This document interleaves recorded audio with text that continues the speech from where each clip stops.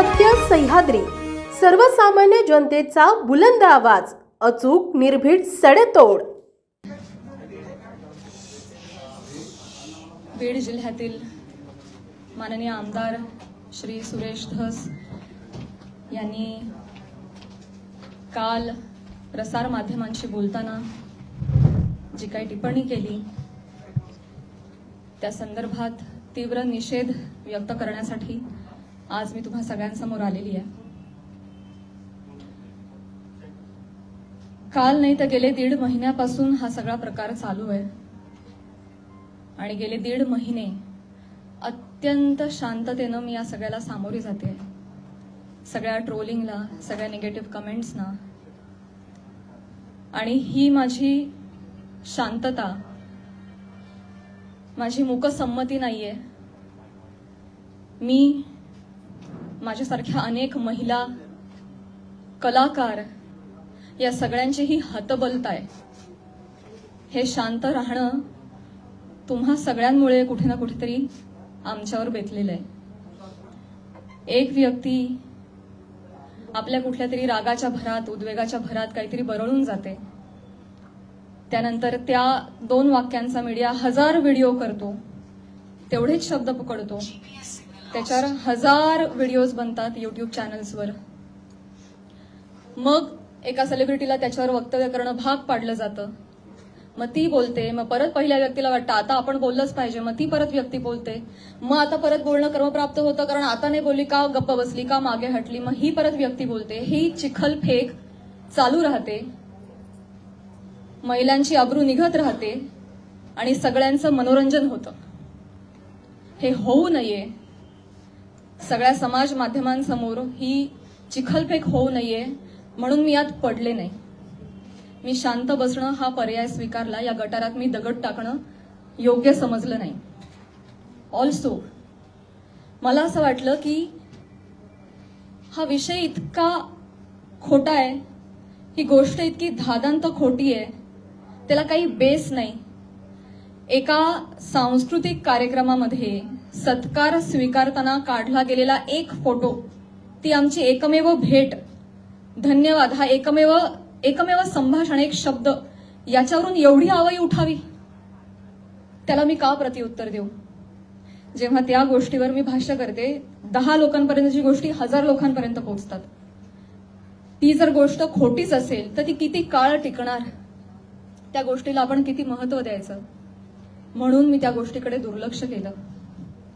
शांत बसणं मी योग्य समजलं आणि याला भरपूर साथ होती ती मी ज्या व्यक्तींबरोबर काम करते, ज्या संचाबरोबर काम करते, माझं कुटुंब, माझा मित्रपरिवार, सगळे आप्तेष्ट, महाराष्ट्रातली जनता, प्रेक्षक ज्यांचं प्रेम आहे माझ्यावर, कोणीही माझ्यावर एका शब्दानेही कधी शंकेच्या दृष्टिकोनातून पाहिलं नाही, कधीही मला विचारलं देखील नाही।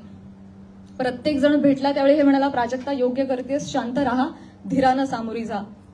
या अशा आवया उठतात आणि निघून जातात, सरपास होतात, तू शांत राहा, धीरानं सामोरी जा। ह्या सगळ्यांचा माझ्यावरचा विश्वास नाही, मी आधी पूर्ण करेन माझं सगळं। माईक मध्ये सर्व इको होतो, त्याच्यामुळे तुम्ही फक्त माईक तुम्ही बोला, सॉरी फॉर इंटरप्ट।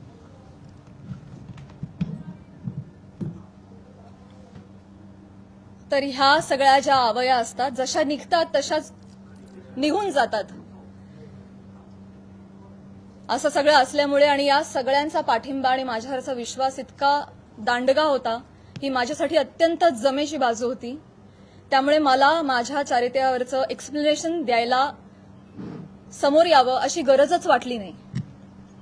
आज ही वेळ येतेय, ही अत्यंत नामुष्की आहे आणि ती वेळ आली आहे कारण एक लोकप्रतिनिधी याच्यावर टिप्पणी करतात। एखादी रूमर आहे, रूमरचंही खरं त्याला स्थान नाहीये, पण एखादी असंच उठलेलं वावटळाविषयी जेव्हा लोकप्रतिनिधी, जे लोक ज्यांना आपण जनतेनं निवडून दिलंय, आपले प्रश्न विधिमंडळात जाऊन त्यांनी आपले प्रश्न मांडावेत, आपल्यासाठी न्याय मागावा, आपल्या हक्कांचं रक्षण करावं, आपलं रक्षण करावं, अशी ज्यांच्याकडून आपली अपेक्षा आहे, अशी मंडळी जेव्हा आपल्यावर चिखल फेक करतात तेव्हा ही गोष्ट गांभीर्यानं घेण्याची वाटली मला आणि म्हणूनच आज मी तुम्हा सगळ्यांसमोर आले. काल जर हे असं बोलले नसते तर मी तशी शांत बसले होते आणि मी याच्यावर कधी कधी भाष्य केलं नसतं. पण काल त्यांनी ते वक्तव्य केल्यामुळे मला आज तुम्हा सगळ्यांसमोर यावं लागलं. कारण जेव्हा एक लोकप्रतिनिधी असतो जो हजारो लाखोंचं नेतृत्व करतो, लाखो जनता त्यांच्या विचारांना फॉलो करते, जेव्हा ते बोलतात तेव्हा त्यांची विचारधारा लाखोंची विचारधारा होते, ते त्या गोष्टींवर कुठेतरी ठसा उमटवतात आणि खरी आहे असं भासवतात, तेव्हा मात्र ही फार गंभीर बाब होऊन जाते. माझा एक बेसिक प्रश्न आहे सुरेश धस साहेबांना. तुम्ही एक राजकारणी आहात, आम्ही एक कलाकार आहोत. तुम्ही एका दुसऱ्या राजकारणावर कुठेतरी कुरघोडी करताय, टीका करताय. तुमचं जे काय चालू आहे लखलाभ तुम्ही ते करत राहा. या सगळ्यांमध्ये तुम्ही कलाकारांना का खेचता? आम्हा कलाकारांचा ह्याच्यामध्ये काय संबंध? काय बीडमध्ये काहीतरी कायदा सुव्यवस्थेचा काही प्रश्न निर्माण झालेला आहे, त्याच्यावर भाष्य करत असताना कलाकारांवर गाडी का घसरते? बर, ते इव्हेंट मॅनेजमेंट विषयी काहीतरी सांगत होते की यांच्याकडून शिकावं इव्हेंट मॅनेजमेंट. मान्य. पण मग महिला कलाकारांचीच का नावं येतात? का परळीला कधीच कोणी पुरुष कलाकार गेला नाही का कार्यक्रमाला? त्यांची नावं का नाही येत? इव्हेंटमेंटचं तुम्हाला जर एक उदाहरण द्यायचं आहे तर पुरुष कलाकारांची नावं घ्या ना. महिलांची नावं घेऊन अतिशय कष्टानं ज्या महिला अतिशय छोट्या फॅमिलीमधून येऊन संघर्षमय आयुष्य जगत मोठ्या होतात आणि आपलं एक नाव कमवतात, त्यांची प्रतिमा ते असं बोलून डागाळतात. हे कितपत योग्य आहे? तुम्हाला उदाहरण द्यायचे, तुम्ही पुरुष कलाकारांची नावं द्या. पण त्यांनी तसं केलं नाही. त्यांनी त्यांच्या वैयक्तिक स्वार्थासाठी फिल्म इंडस्ट्रीमध्ये काम करणाऱ्या महिलांची नावं घेतली, त्याचा वापर केला, गैरवापर केला. त्यांनी स्वतःचा टीआरपी वाढवण्यासाठी महिलांची नावं घेतली, अतिशय कुत्सितपणे टिप्पणी केली, अतिशय कुत्सितपणे. एक कलाकार म्हणून वेगवेगळ्या शहरांमध्ये जाणं, प्रेक्षकांचं मनोरंजन करणं हे कलाकारांचं काम आहे. आणि फक्त परळी नाही, महाराष्ट्राच्या कानाकोपऱ्यात जाऊन मी याही आधी कार्यक्रम केलेले आणि यापुढेही करत राहणार आणि सगळेच कलाकार करतात. याआधीही हजारो नेत्यांबरोबर, प्रतिथयश क्षेत्रातल्या सगळ्या मान्यवरांबरोबर फोटो आहेत. मग तो फोटोचा रेफरन्स उचलून तुम्ही कोणाही बरोबर असं नाव जोडून टाकणार का? हे एक महिला म्हणून, महिला कलाकार म्हणून मला अतिशय ही बाब निंदनीय वाटते. महाराष्ट्रातल्या राजकारण्यांना हे कृत्य शोभत नाही. बरं, ते जे बोललेत ते इतकं कुत्सित आहे. अच्छा, त्या पण येतात का परळीला? अच्छा. कोणाला जर नवा चित्रपट वगैरे करायचा असेल तर परळी पॅटर्न अवलंबावा. त्यांचा जे काय जवळचा पत्ता वगैरे काय म्हणायचंय काय तुम्हाला? तुम्ही फक्त महिला कलाकारांच्या चारित्र्यावर शिंतोडे नाही उडवत आहात, महिलांच्या कर्तृत्वावर सुद्धा तुम्ही प्रश्नचिन्ह उपस्थित करताय. का? कुठल्याही पुरुषाच्या किंवा राजकारण्याच्या कुबड्यांशिवाय एखादी महिला स्वकर्तृत्वावर यशस्वी होऊ शकत नाही का? कष्टांनी आणि मेहनतीनं एखादा माणूस मोठा होतो, याच्यावर तुमचा विश्वास का नाही बसत? ही अशी टिप्पणी करून तुम्ही माझी नाही, आम्हा महिलांची नाही, स्वतःची मानसिकता दाखवताय असं मला वाटतं. आणि ही अतिशय खेदजनक बाब आहे. मला पाणी आणि टिश्यू द्या.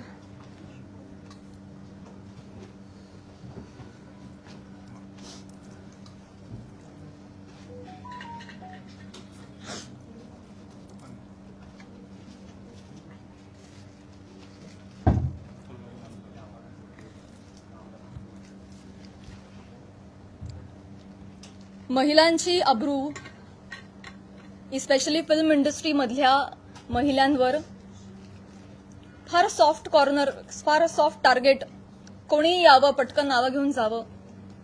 तुम्ही तुमच्या राजकारणासाठी, मी विनंती करते, तुमच्या वैयक्तिक राजकारणासाठी तुम्ही फिल्म क्षेत्रामधल्या महिलांच्या नावाचा गैरवापर करणं बंद करावं अशी मी त्यांना विनंती करते. आणि ज्या कुत्सितपणे त्यांनी टिप्पणी केली आहे या सगळ्या गोष्टीचा प्रसार माध्यमांसमोर हशा पिकवण्यासाठी त्यांनी उपयोग केलेला आहे. हे वागणं महाराष्ट्रातल्या राजकारण्यांना शोभत नाही. ही अतिशय निंदनीय बाब आहे. आणि म्हणूनच ज्या कुत्सितपणे त्यांनी टिप्पणी केली आहे आणि हशा पिकवलाय प्रसार माध्यमांसमोर कसं बोलावं काय बोलावं याचं ज्यांना भान नाहीये त्यांना मी विनंती करते की त्यांनी तितक्याच विनम्रतेनं माझी जाहीर माफी मागावी. आणि फक्त माझीच नाही माझ्याबरोबर अनेक महिलांचा त्यांनी चुकीचं नाव घेऊन उल्लेख केलेला आहे. आणि या गोष्टीचा एक उपयोग करून मी सगळ्यांना त्यांना हेही सांगू इच्छिते की अशा पद्धतीनं कुठल्याही राजकीय गोष्टीसाठी फिल्म इंडस्ट्रीमधल्या महिलांच्या नावाचा गैरउपयोग होता कामा नये. पुढे जाऊन मी हेही सांगू इच्छिते मी आज महिला आयोगाकडे तक्रार गेलेली आहे. फोन सायलेंट करा. महिला आयोगाकडे दुपारी तक्रार नोंदवलेली आहे. मी त्यांनाही रिक्वेस्ट केलेली आहे की कायद्याच्या चौकटीत राहून तुम्ही याच्यावर योग्य ती कारवाई करावी. मी देखील कायदेशीर कारवाई करत राहीन. याचबरोबर माननीय मुख्यमंत्री साहेब उपमुख्यमंत्री साहेब यांना देखील मी विनंती करते काय या दोन व्यक्ती एक दोन वाक्य बोलून गेल्या पण प्रसार माध्यमं तेवढीच दोन वाक्य घेऊन त्याचे 1000 व्हिडिओ बनवतात. इतके वाईट मथळे देतात हेडलाईन्स देतात. समोरच्या माणसाच्या आयुष्यात तुमच्या या मथळ्यांमुळे एक वादळ येऊ शकतं. त्यांच्या करिअरवर परिणाम होऊ शकतो. त्यांची प्रतिमा डागाळली जाऊ शकते. त्यांचं करिअर बर्बाद होऊ शकतं. ते डिप्रेस होऊ शकतात. ते आत्महत्या करू शकतात. तुम्हाला काळजी वाटत नाही या गोष्टीची? आपण आपला टीआरपी वाढवण्यासाठी आपण आपला एक सेट टार्गेट अचीव्ह करण्यासाठी कुठल्या थराला जाऊन बातमी करतो त्याचं किती वेगवेगळ्या पद्धतीनं. आता फॉर एन एक्झाम्पल कालच मी बातमी वाचली आणि ती इतकी हर्टफुल होती. बीडमधील हत्या प्रकरणात आता प्राजक्ता माळींचंही नाव जोडलं जातंय. काय संबंध काय दोन गोष्टींचा? आपण काय हेडलाईन्स करतो त्याचा समोरच्या माणसावर. ही माझी आई रात्रभर झोपली नाही 1.5 महिना. मला वाटत नाही तिला शांत झोप लागली असेल. एक कमेंट नाही जी यांनी वाचली नाही. हा माझा भाऊ यांनी सोशल मीडिया बंद करून टाकला. सगळे अकाउंट्स डिलीट केले. आज हा प्रसंग फक्त माझ्याशी निगडीत राहिलेला नाहीये. हा माझ्या कुटुंबावर त्याचा परिणाम होतोय आणि अत्यंत वाईट परिणाम होतोय. समाजामध्ये अशा पद्धतीनं प्रतिमा डागाळली जाणं एका मुलीची आणि स्पेशली फिल्म क्षेत्रामध्ये काम करणाऱ्या मुलीची ह्याला तोंड देणं अजिबात सोपी गोष्ट नाहीये. तुम्ही सगळेजण हे समजू शकता. तर तुम्हा सगळ्यांना ही विनंती आणि माननीय मुख्यमंत्री साहेबांना ही विनंती की त्यांनी याबाबत काहीतरी ठोस कारवाई करावी. बेसलेस पुरावा कुठलाही असल्याशिवाय कोणीही बातमी करू नये अशा पद्धतीचे त्यांनी आदेश द्यावेत. या निमित्तानं मी करुणाताईंना सुद्धा विनंती करू इच्छिते आणि हे सांगू इच्छिते की तुम्ही स्वतः एक महिला आहात. तुम्हाला महिलांना होणारा त्रास तुम्ही समजू शकता. या पुरुष प्रधान संस्कृतीमध्ये जर महिलाच महिलांच्या पाठीशी उभ्या नाही राहिल्या आणि चिखलफेक करत राहिल्या तर कसं होणार? मी सांगू इच्छिते की तुम्हाला जी माझ्या बद्दलची माहिती मिळाली आहे ती अत्यंत चुकीची आहे. तुमच्या माहितीचा जो स्रोत आहे तो चुकीचा आहे करुणाताई.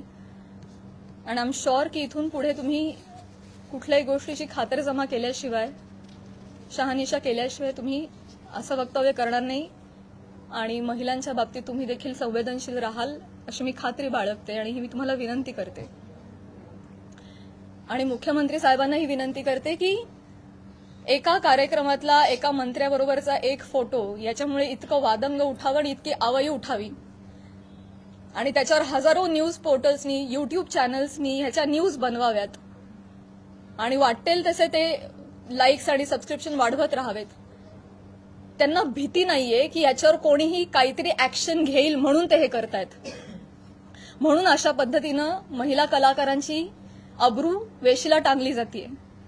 तर याबाबत काहीतरी कडक कारवाई त्यांनी केली पाहिजे. आणि असं जर होत राहिलं, आता 1000 कार्यक्रमांवर 1000 माणसांबरोबर नावं जोडली गेली, तर मला सांगा इथून पुढे कलाकार सुद्धा कुठल्याही राजकीय नेत्यांनी आयोजित केलेल्या कुठल्याही सांस्कृतिक कार्यक्रमाला जातील का हो? ते सुद्धा धजावणार नाहीत. पुढची भविष्यातली मंडळी सुद्धा विचार करतील, अरे कलाक्षेत्रात पाठवायला नको पोरांना, ते काय बरं नाही. आमचं कलाक्षेत्र बदनाम नाहीये, ही सगळी मंडळी त्याला बदनाम करतात.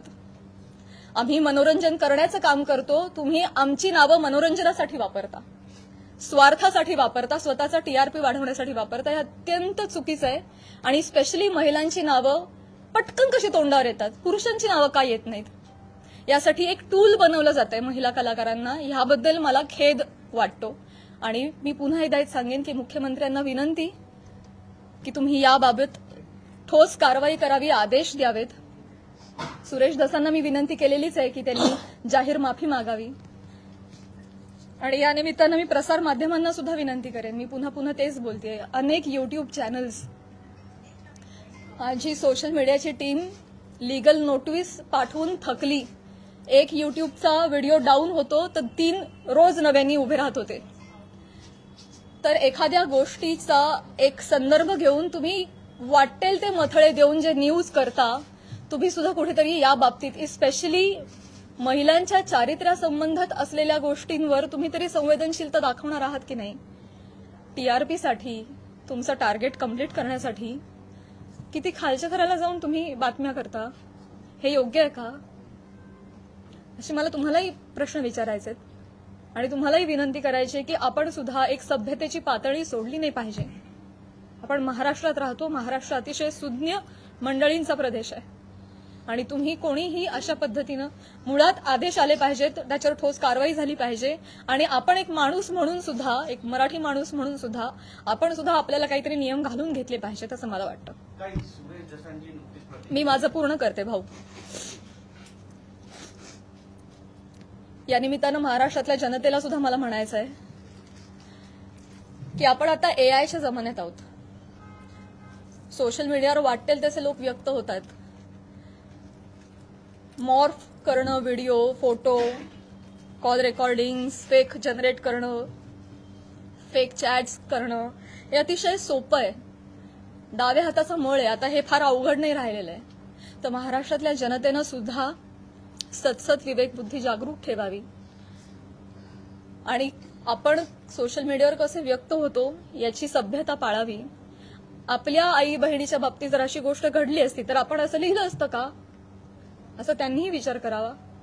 सारासार विचार करून व्यक्त व्हावं. सगळ्यांनीच ही जी बाब आहे ती अतिशय गांभीर्यानं घ्यावी.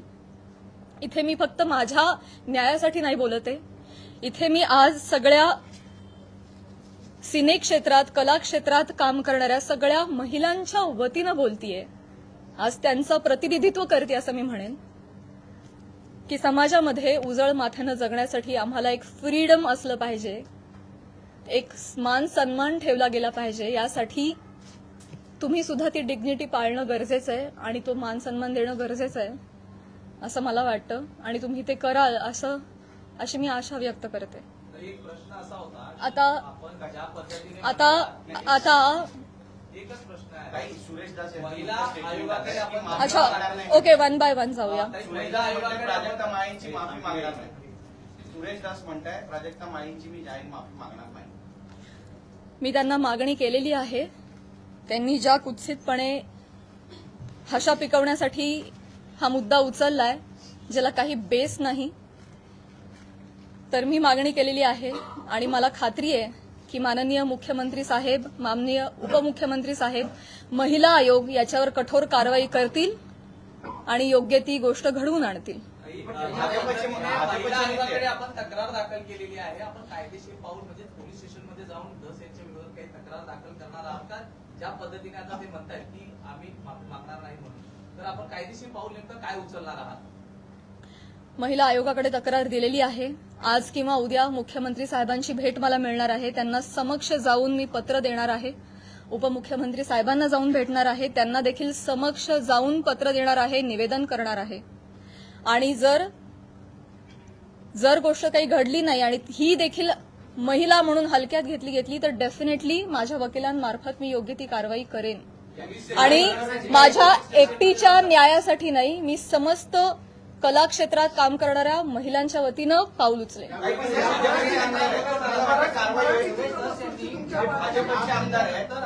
मुख्यमंत्री गृहमंत्री कारवाई करतील असं वाटतं. आता तुम्हाला एक चान्स दिला ना, बाकीच्यांना पण चान्स. या प्रकरणाची सुरुवात तुम्ही उल्लेख देखील केला करुणा मुंडे यांच्या व्हिडिओपासून झाली होती. तर तुम्ही सुरेश धस यांच्यावरती कारवाई करावी अशी मागणी करताय. करुणा मुंडे यांची तक्रार तुम्ही महिला आयोगाकडे केली का किंवा करणार आहात का? मी ऑलरेडी त्यांना देखील नोटीस पाठवली आहे, करुणाताईंना तेव्हाच पाठवली आणि त्यानंतर त्यांनी काही वक्तव्य केलं नाही, त्या शांत बसल्या. त्यामुळे मी पुढे काही त्यांच्यावर कारवाई केली नाही. डेफिनेटली आहे. मराठी चित्रपटसृष्टी सगळे कलाकार खंबीरपणे माझ्या पाठीशी आहेत आणि मी सगळ्यांचं नेतृत्व करेन. सुरेश धस यांनी ही पत्रकार परिषद चालू आहे त्याच्यानंतर त्यांनी प्रतिक्रिया दिली की हे संतोष देशमुख प्रकरण दुसरीकडे नेण्यासाठी म्हणून तुम्ही ही पत्रकार परिषद. मला हेच सांगायचं आहे तुम्हाला सगळ्यांना, हेच सांगण्यासाठी आज मी आली आहे की तुमच्या राजकीय हेतूसाठी तुम्ही कला क्षेत्रातल्या कलाकारांची नावं का जोडताय? कलाकारांचा आणि राजकारणाचा काही एक संबंध नाहीये.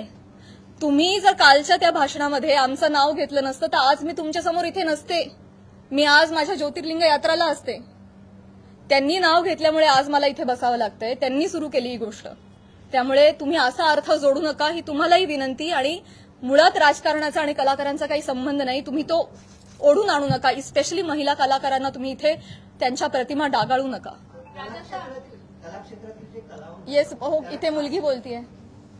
या सगळ्या चिखलफेकमुळे कुठेतरी कलाकार कोणत्याही गोष्टीवर भूमिका घेताना म्हणजे काचकूच करतात असं वाटतं का? भीती वाटते ना, कारण प्रसार माध्यमं त्याला चुकीची प्रसिद्धी देतात. यामुळेच पुढे कधी म्हणूनच मुख्यमंत्र्यांना मी विनंती करणार आहे की जर कुठलाही पुरावा नसेल तर प्रसार माध्यमांनी स्पेशली युट्यूब चॅनल्सनी जर अशा काही बातम्या केल्या तर त्यांच्यावर कठोर कारवाई करावी. इनफॅक्ट तशा पद्धतीचे निर्देश त्यांनी आत्ताच जारी करावेत. सुरेश धसांनी फक्त माफी मागावी एवढंच तुमची मागणी आहे की कारण जरी त्यांनी माफी मागितली तरी त्यांच्यावर कारवाई करण्यात यावी? मला आहे ना प्रॉब्लेम एक दोन व्यक्तींनी बोलण्याचा नाहीये. या मला प्रवृत्तीचा त्रास आहे. हा प्रघात पडता कामा नाहीये की कोणीतरी काहीतरी फार कष्टाने नाव कमवतो, कोणीतरी एक काहीतरी येऊन बोलून जातं आणि अख्खी इमेज डागाळते. स्पेशली महिलांच्या बाबतीत मी पुन्हा तेच म्हणेन की नाव घेताना त्यांनी 3 महिलांचं का नाव घेतलं? पुरुष कलाकार गेलेच नाहीत का हो परळला कधी कार्यक्रमाला? मी जेव्हा गेले होते कार्यक्रमाला तेव्हा माझ्याबरोबर सुद्धा प्रसाद खांडेकर, गौरव मोरे ही मंडळी होती. अमीर हडकर, आमचे सगळे कलाकार होते. त्यांची नाही नावं आली. त्यामुळे स्त्री कलाकारांना याच्यामध्ये गोवू नये. राजकारण्यांनी स्वतःच्या स्वार्थापायी टीआरपी त्यांच्या अशा पद्धतीनं वाढवू नये आणि गैरवापर करू नये. हिंदी असो किंवा मराठी सिनेमा, राजकीय नेते मुख्यतः कलाकारांना टार्गेट करतात. हे हेतुपुरस्सर किंवा जाणीवपूर्वक वक्तव्य केल्यानंतर त्यांना प्रसिद्धी मिळते. मला हे माहिती नाही ते देण्यासाठी असं वक्तव्य होतं असं वाटतंय का? आणि याचा पाठपुरावा म्हणून तुम्ही कलाकारांची काही संघटना बांधणार का किंवा त्याला एकत्र आणणार का आगामी काळात? मला हेच म्हणायचं आहे की ते काहीतरी बोलून जातात, एक काहीतरी वल्गना करून जातात. खरं तर त्यांनी अशा पद्धतीच्या वल्गना हाणून पाडल्या पाहिजेत एक लोकप्रतिनिधी म्हणून, पण ते त्याला हवा देतायत ही गोष्ट चुकीची आहे. पण त्यांना जेव्हा कळेल पुढे जाऊन की त्यांच्या एका वक्तव्याचे 1000 वेगळ्या पोर्टल्सनी 1000 न्यूज केल्यात हे त्यांना कळल्यानंतर खरं तर तेही करणार नाहीत, करुणाताई बोलणार नाहीत. पण त्यांना ही पुढे गोष्ट एवढी मोठी घडतीये ह्याची त्यांना कल्पना नसावी कदाचित. मला जेवढे त्या 2 व्यक्ती बोलल्या याचा त्रास आहे तेवढाच त्रास मला प्रसार माध्यमांनी केलेल्या फेक न्यूजचा देखील आहे.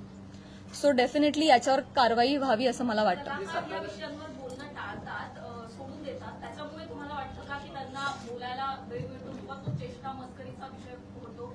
करुणा मुंडेंनी जेव्हा तुमच्यावर टीका केली तेव्हा जर तुम्ही उत्तर दिलं असतं किंवा पुन्हा एकदा तुमचं नाव अशा प्रकारे घेतलं गेलं नसतं असं वाटतं? पुन्हा एकदा मी तेच म्हणेन, पुन्हा एकदा मला तेच म्हणायचंय का कलाकार पुढे येत नाही?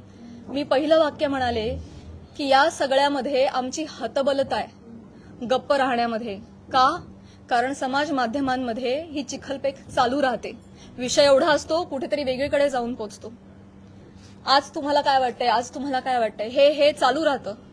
त्यामुळे कलाकार शक्यतो यामध्ये पडत नाहीत. आणि बरीच मंडळी, मी फक्त कलाक्षेत्र म्हणत नाही, बऱ्याच क्षेत्रांमधली मंडळी गप्प राहणं हा पर्याय निवडतात. कारण हे असं जाहीरपणे चिखलफेक होत राहते. म्हणूनच या संदर्भात जर काहीतरी रूल्स अँड रेग्युलेशन्स आले, कठोर नियम आले की जर या गोष्टीमध्ये तथ्य सापडलं नाही, जर कुठला पुरावा सापडला नाही तर त्यांच्यावर कायदेशीर कारवाई होईल त्या न्यूज पोर्टलवर किंवा युट्यूब चॅनलवर, असा जर आपल्याकडे नियम आला ना तेव्हा जाऊन हे बंद होणार आहे. तर असा नियम काढावा हीच विनंती आहे माझी मुख्यमंत्री साहेबांना. नाही असं काही नाही. मला हा नियम आणायचा आहे. मला या निमित्तानं प्रसार माध्यमांमध्ये जे काही न्यूज होतात त्याला पुराव्यांची जोड नसेल तर तुम्ही ते करू नका, केलं नाही पाहिजे. ते खोटं आढळल्यास कायदेशीर कारवाई होईल अशा पद्धतीचा नियम आला पाहिजे. हे माझं खरं उद्दिष्ट झालंय. आता स्वागत आहे.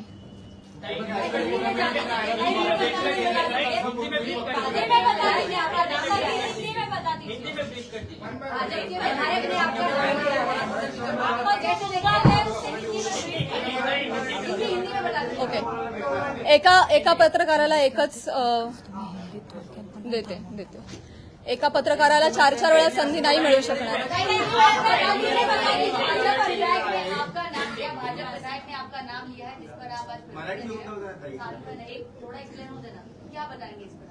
सगळ्यात शेवटी हिंदी बोलू, मराठी अजून 1-2 प्रश्न घेते. सगळ्यात तुम्ही एक प्रश्न विचारला ना? नक्की विचारला नाही. त्यांनी असं देखील म्हटलंय की मी असं कोणतंही ऑब्जेक्शन घेण्यासारखं वक्तव्य बोललेलो नाही आणि माझ्यासाठी प्राजक्ता माळी हा विषय संपलेला आहे असं देखील वक्तव्य केलेलं आहे. काय सांगा? मी ते बघितलं नाही, परंतु अच्छा त्या पण आल्या का, येतात का परळीला? अहो परळीला नाही, सबंध महाराष्ट्रात फिरतो आम्ही, देशाबाहेरही कार्यक्रमाला जातो. परळी पॅटर्न, जवळचा पत्ता, तुम्हाला जर चित्रपट बनवायचा असेल तर परळी पॅटर्न म्हणजे म्हणायचं काय? हे डेफिनेटली अतिशय निंदनीय वाक्य आहेत, अतिशय डिरोगेटरी आहेत. यामागचा सूचित अर्थ कळू नये इतका महाराष्ट्र आणि मी दुधखुळी नाहीये. त्यांना जे आडून बोलायचं होतं हे सगळ्यांना कळतंय. त्यामुळे परळीला येतात म्हणजे मी काहीच बोलू नये असं नसतं.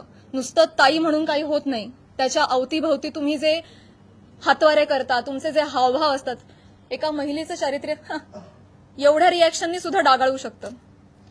समाज माध्यमांसमोर, प्रसार माध्यमांसमोर हशा पिकवण्यासाठी त्यांनी हा मुद्दा वापरलाय. तो डेफिनेटली अतिशय निंदनीय आहे, अतिशय खालच्या पातळीचा आहे आणि तो चुकीचा आहे, याचा मी निषेध करते.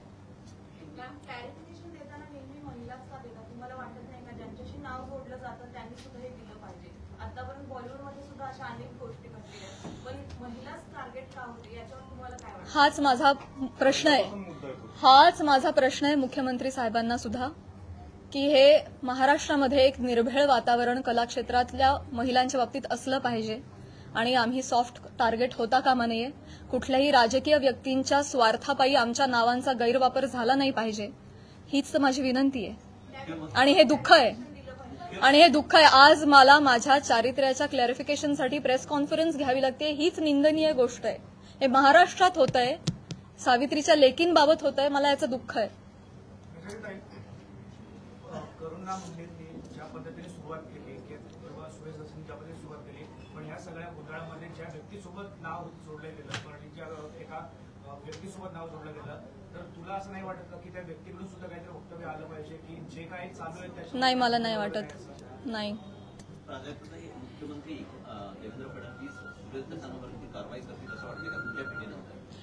मी म्हटलं ना, त्यांनी माफी मागणं, त्यांनी बोलणं, त्यांना हा प्रकार चुकीचा आहे हे कळलं पाहिजे. त्याचे परिणाम काय होतात हे कळलं पाहिजे आणि पुढे जाऊन या बाबतीत कठोर नियम झाले पाहिजेत. हे आता माझं मोठं उद्दिष्ट आहे. एका व्यक्ती संदर्भात तेवढा मुद्दा, त्यांची माफी, एवढा छोटा विचार मी नाही करणार. या बाबतीत काहीतरी कठोर निर्णय झाले पाहिजेत, काहीतरी रूल्स अँड रेग्युलेशन्स बसले पाहिजेत. इथून पुढे कुठल्याही महिला कलाकाराला, ही मी आज ह्या सगळ्या गोष्टीची पार्श्वभूमी घेऊन म्हणते, भविष्यात मला किंवा कला क्षेत्रात काम करणाऱ्या कुठल्याही महिलेला अशा पद्धतीच्या गोष्टींना सामोरं जायची वेळ येऊ नये यासाठी मी प्रयत्न करेन. आता तुम्ही म्हणाला की राजाश्रय मिळालेले मुक्ती होते आणि असे म्हणाला की महाराष्ट्रात आम्ही जर नाहीच फिरलो रसिकांचं कसं मनोरंजन होणार? अगदी बरोबर आहे, पण तुम्ही बाहेर नाही गेला तर त्याचं तुमचं नुकसान आहे, तुमचीच कला जनतेसमोर येणार आहे. असं वाटत नाही तुम्हाला? मला प्रश्न नाही कळला. ठीक आहे ठीक आहे ठीक आहे. कलेला राजाश्रय मिळाल्यानंतरच ती कला मोठी होती. महाराष्ट्रभर फिरताय, राजकारणाचे कार्यक्रम अटेंड करता असं तुम्ही म्हणताय. आता तुम्ही जर नाही गेला तर त्याच्यामुळे तुमचं परिणाम होणार आहे, तुमचं नुकसान होणार आहे असं वाटत नाही तुम्हाला? डेफिनेटली मुळात वेगवेगळ्या शहरांमध्ये जाऊन वेगवेगळ्या ठिकाणी जाऊन प्रेक्षकांचं मनोरंजन करणं हेच तर कलाकारांचं काम आहे, कर्तव्य आहे. निखळ मनोरंजनासाठी तर कलाकार प्रेक्षकांशी संवाद साधण्यासाठी वेगवेगळ्या ठिकाणी जातात आणि गेलंच पाहिजे. ते आमचं उपजीविकेचं साधन पण आहे आणि आमच्या स्वातंत्र्यावर अशी गदा नाही येऊ शकत ना.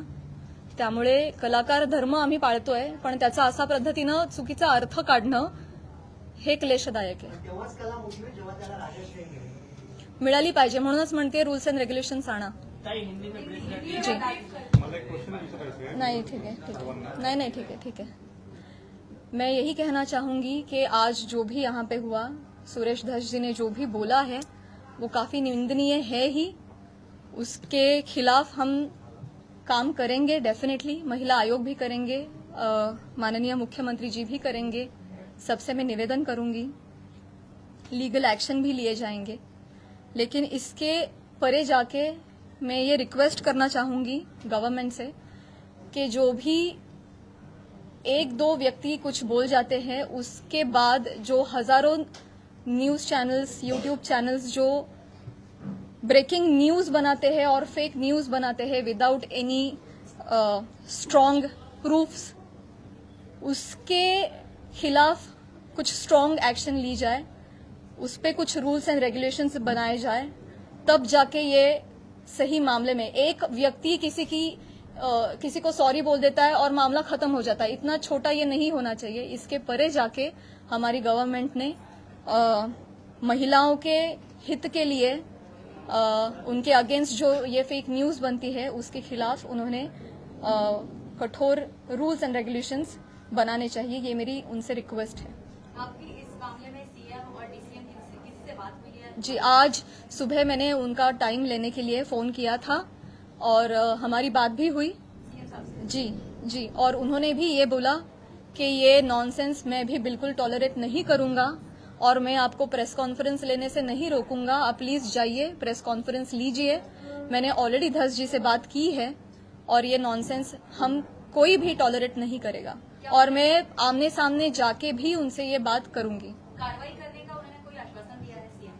मैं बोलूंगी कि कार्रवाई क्या होता है. एक व्यक्ति सॉरी बोल के निकल गया, इतना छोटा ये नहीं होना चाहिए. ये आगे जाके हो ही नहीं, इसलिए कुछ कार्रवाई होनी चाहिए.